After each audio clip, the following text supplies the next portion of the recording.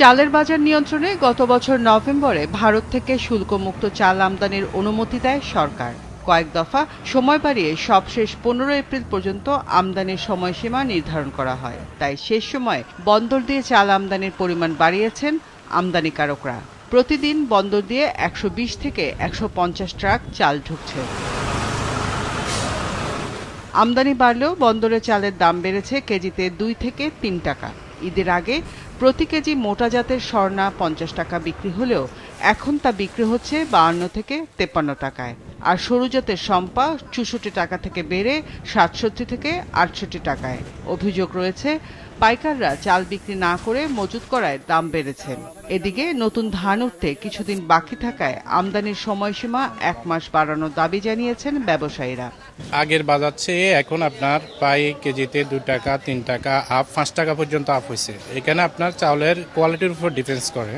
এখানে বাজার বাড়তির কারণ হলো যে আপনার 15 তারিখ থেকে ইন্ডিয়ান চাউল বন্ধ হয়ে যাবে, এটা ঘোষণা করছে সরকার। এই কারণে চাউলের বাজার এখন বাড়তি। যদি দেখা যাচ্ছে 15 তারিখের লাস্ট ডেট, তখন দেখা যাবে যে এই যে আর মাল শিপমেন্ট হবে না, অনেক মাল ঘুরে যাবে, এই বাজারগুলো বেড়ে যাবে, বাজারটা অনায়াসে বেড়ে যাবে। আসলে বাংলাদেশের বিষয়টা হচ্ছে কি, এলসি মাল আসলে মাল স্বাভাবিক, আর যদি মালামাল না আসে অস্বাভাবিক। তা আমরা সরকার মহোদয়ের কাছে অনুরোধ জানাবো, যেহেতু নভেম্বর থেকে এপ্রিল পর্যন্ত টাইম দিছে, এই যে সাধারণ মানুষের ক্রয় ক্ষমতার সাধ্যে কেনার স্বার্থে এবং এই বাজারটাকে নিয়ন্ত্রণে রাখার স্বার্থে আরও 1 মাস সময় দিলে খুব ভালো হয়।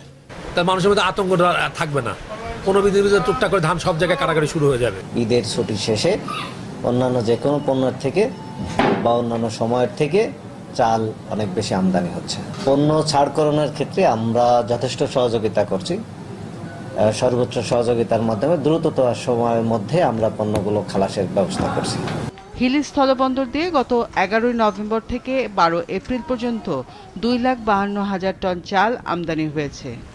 এসব চাল ঢাকা, চট্টগ্রাম, সিলেট, ময়মনসিংহ, রংপুর সহ দেশের বিভিন্ন অঞ্চলে সরবরাহ হচ্ছে।